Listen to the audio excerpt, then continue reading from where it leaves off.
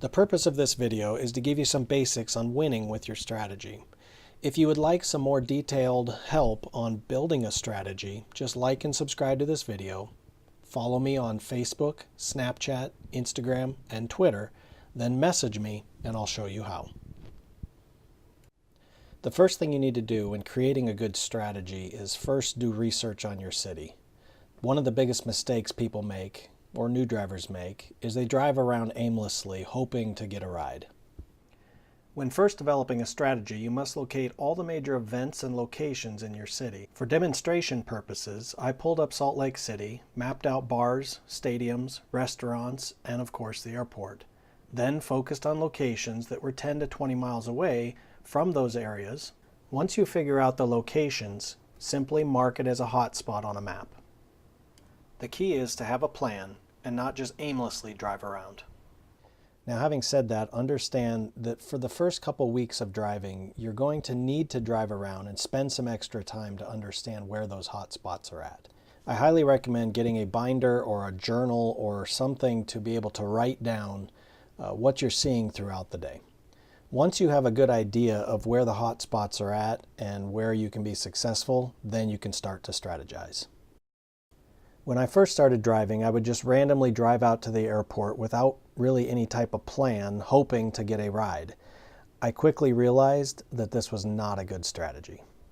Originally, when I started, I thought that the airport would be an easy opportunity to pick up passengers.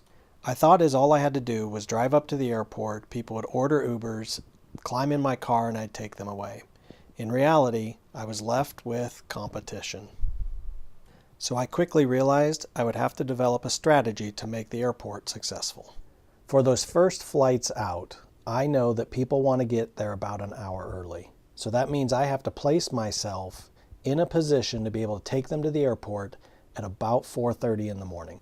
Passengers may need to get there quite a bit earlier if they're at a major airport or an airport that flies overseas. Now the question is, once I drop the passenger off at 5:30 in the morning, what do I do? For me, the best thing to do at 5:30 in the morning is turn the app off and head right back to the hotspot.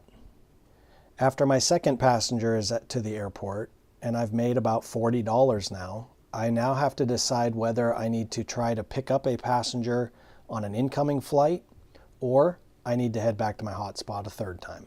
The best thing to do is pull up your city's airport's flight schedule and see how many planes are coming in and at what times. If I have a whole group of planes coming in between 8:30 and 9 o'clock, and I have 4 or 5 planes coming in, odds are I can probably get a passenger request, because usually there's not a big queue or line waiting for passengers early in the morning. Now, one of the best ways to see how many drivers are in your area is simply turn on your passenger app.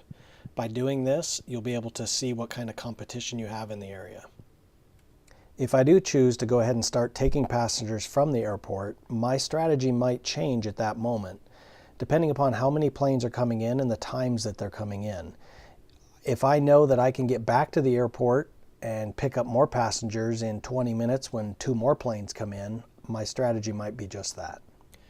Please like and subscribe for more videos. Also, don't forget, hit me up on Facebook, Snapchat, Instagram, and Twitter.